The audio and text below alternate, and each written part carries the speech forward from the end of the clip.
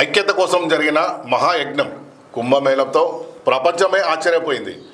ఎవరికైనా అసౌకర్యం కలిగితే క్షమించండి. కుంభమేళ ముగింపై మోడీ వెల్లడి.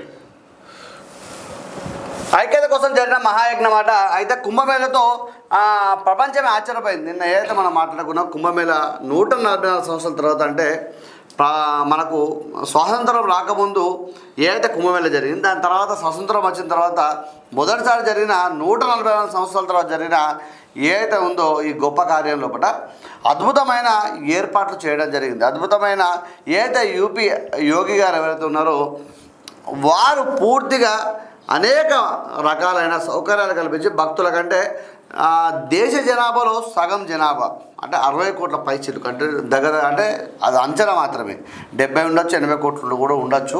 అయితే ఆ అంచనా ప్రకారం పూర్తిగా అక్కడ ఎలాంటి